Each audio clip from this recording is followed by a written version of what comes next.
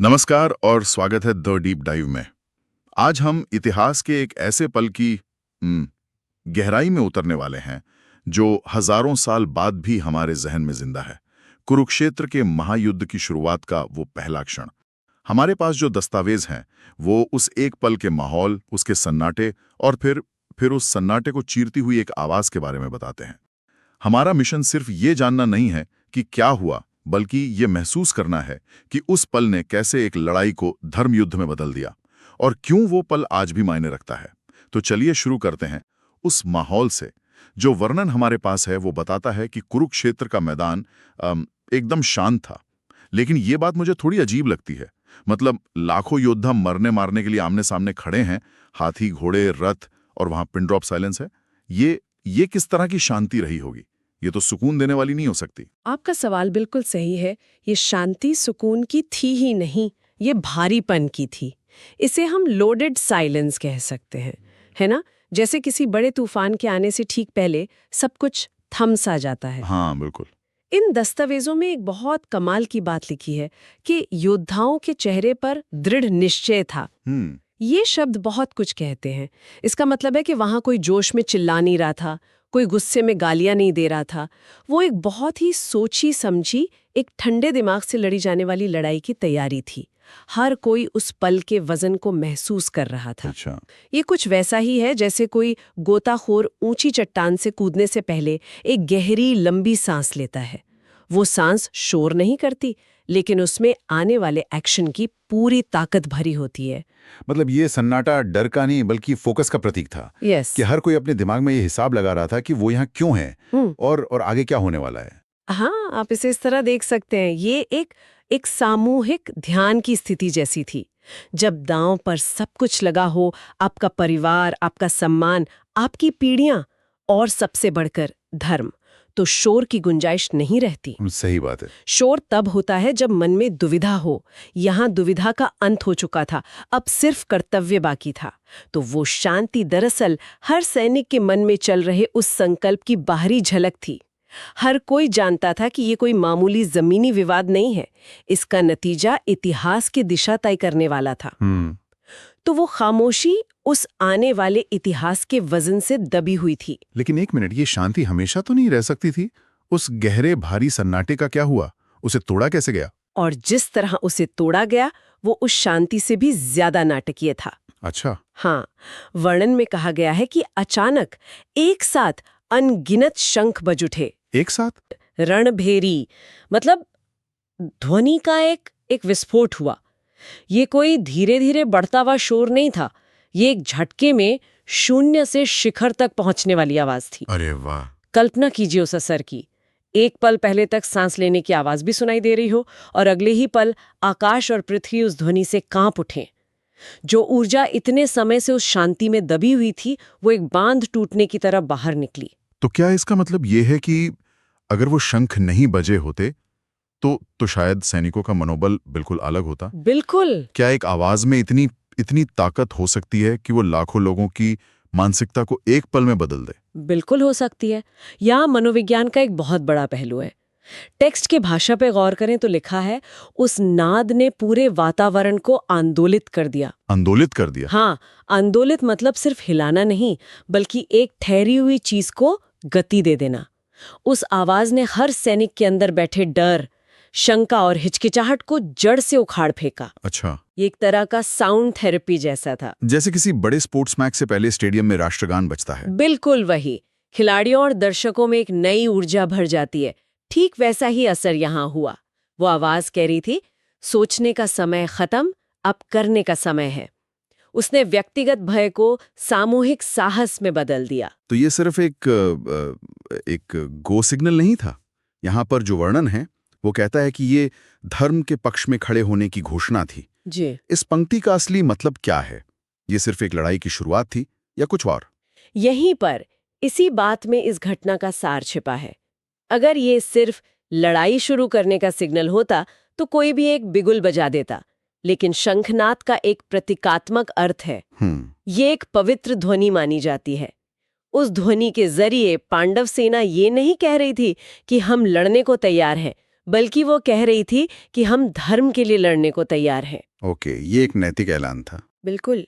ये उस पूरी लड़ाई को एक व्यक्तिगत रंजिश या जमीन के झगड़े से ऊपर उठाकर एक वैचारिक लड़ाई का स्तर दे रहा था। ये हर सैनिक को याद दिला रहा था कि तुम यहाँ अपने राजा या अपनी नफरत के लिए नहीं, बल्कि एक बड़े मकसद, एक ऊंचे आदर्श के लिए जान देने आए हो। अच्छा, तो ये सैनिकों के लिए एक तरह का रिमाइंडर था कि वो क्यों लड़ रहे हैं, और वो भी ठीक उस पल में जब शायद उन्हें इसकी सबसे ज्यादा जरूरत थी। एकदम सही। और इसका असर सीधा और गहरा था। टेक्स्ट में साफ लिखा है, भय और संकोच दूर हो गए और आत्मविश्वास जाग उठा। वाह, जब आपका मकसद आपसे बड़ा हो जाता है ना, तो आपका डर छोटा हो जाता है। सही बात है। उस शंखनाद ने हर सैनिक के मकसद को बहुत बड़ा बना दिया। अब वो सिर्फ अपनी जान बचाने के लिए नहीं लड़ रहा था, वो न्याय को बचाने के लिए लड़ रहा था। और जब आप न्याय के लिए लड़ते हैं तो एक अलग ही हिम्मत आ जाती है। हाँ, इसलिए वो आवाज सिर्फ कानों तक नहीं, बल्कि हर योद्धा की आत्मा तक पहुंची। उसने उनके अंदर की आवाज को जगा दिया, उनके कर्तव्य की आवाज को। मुझे इन दस्तावेजों की एक पंक्ति ने सच में रोककर सोचने पर मजबूर कर दिया है।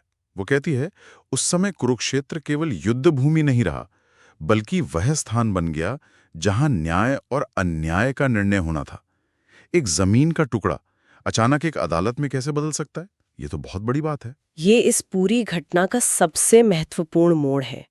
सोचिए, ये ऐसा था जैसे एक क्रिकेट का मैदान अचानक दुनिया की सबसे बड़ी अदालत बन गया हो। हाँ, और अब हर रन और हर विकेट इतिहास का फैसला लिख रहा हो। उस एक आवाज ने, उस एक घोषणा ने कुरुक्षेत्र की भौगोलिक पहचान को बदलकर उसे एक नैतिक पहचान दे दी। तो अब वहां जो कुछ भी होने वाला था, वो सिर्फ हिंसा या मारकाट नहीं थी। नहीं, वो एक न्यायिक प्रक्रिया थी। और इसका एक आम सैनिक के बलिदान पर क्या असर पड़ता है? क्या उसके मरने का मतलब बदल जाता है? सब कुछ बदल जाता है, सब कुछ। अब अगर वो सैनिक मरता है तो वो सिर्फ एक राजा की हार जीत के लिए नहीं मर रहा, वो न्याय की स्थापना के लिए अपनी आहुति दे रहा है। आहुति अर्थ पा लेता है, वो इतिहास का हिस्सा बन रहा है। इस एक विचार ने हर सैनिक को एक साधारण योद्धा से धर्म योद्धा बना दिया। अब हार या जीत सिर्फ सेना की नहीं होगी, बल्कि एक विचार की होगी। हाँ, अगर पांडव हारते तो इसका मतलब होता कि न्याय हार गया। इस एक पल ने हर सैनिक के बलिदान का वजन और मतलब दोनों को हमेशा के लिए बदल दिया। और ये विचार, ये गूंज सिर्फ उसी दिन के लिए नहीं थी। टेक्स्ट का अंत इस विचार के साथ होता है कि शंखों की वो गूंज आज भी एक संदेश देती है। ये अपने आप में एक हैरान करने वाली बात है कि हजारों साल पुरानी एक आवाज में आज भी कोई संदेश हो सकता है। हाँ, और वो संदेश इस पूरी घटना को एक लौकिक, एक कॉस्मिक नजरिए से देखता है। वर्णन हमें बताता है कि वो गूंज आज भी ये कहती है कि जब धर्म की रक्षा का समय आता है तो पूरी सृष्टि उसके साथ खड़ी हो जाती है। ये एक बहुत गहरा विचार है ना? ये हमें बताता है कि सही और गलत की लड़ाई सिर्फ इंसानों की नहीं होती। जब कोई सच्चाई और न्याय के लिए खड़ा होता है तो ब्रह्मांड की शक्तियां भी उसके पक्ष में आ जाती हैं। एक मिनट, क्या इसका मतलब ये है कि प्रकृति या ब्रह्मांड सच में किसी का पक्ष लेता है? ये तो बहुत बड़ा दावा है। इसे शाब्दिक रूप से लेने के बजाय मुझे लगता है प्रतीकात्मक रूप से देखना ज्यादा सही होगा। अच्छा, इसका अर्थ ये है कि धर्म या न्याय कोई इंसानी आविष्कार नहीं है, बल्कि ये ब्रह्मांड का एक मौलिक नियम है, जैसे गुरुत्वाकर्षण। ओके। तो जब आप धर्म के साथ खड़े होते हैं तो आप दरअसल ब्रह्मांड के प्रवाह के साथ खड़े होते हैं। वो शंखनाद सिर्फ पांडव सेना की आवाज नहीं थी, वो उस ब्रह्मांडीय नियम की प्रतिध्वनि थी जो कह रही थी कि जो सही है अंत में वही टिकेगा। और यही बात उस ध्वनि को और उस घटना को अमर बना देती है, जो समय और स्थान से परे है। तो आल हमने जो समझा वो ये है कि कुरुक्षेत्र का युद्ध तलवारों के टकराने से बहुत पहले एक गहरे सन्नाटे में शुरू हुआ था। एक ऐसा सन्नाटा जो हर योद्धा के संकल्प के वजन से भारी था। फिर उस शांति को शंखों और नगाड़ों की एक ऐसी शक्तिशाली आवाज ने तोड़ा जिसने आसमान तक को कंपा दिया।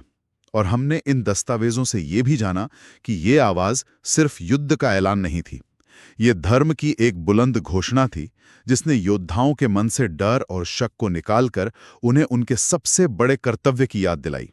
और आखिर में उस एक पल ने उस एक आवाज ने उस जमीन के टुकड़े को हमेशा के लिए न्याय के एक ऐसे मंच में बदल दिया जहां सही और गलत का सबसे बड़ा फैसला होना था। बिल्कुल। सार ये है कि कैसे एक भौतिक घटना, एक आवाज ने इतना गहरा मनोवैज्ञानिक और नैतिक असर पैदा किया।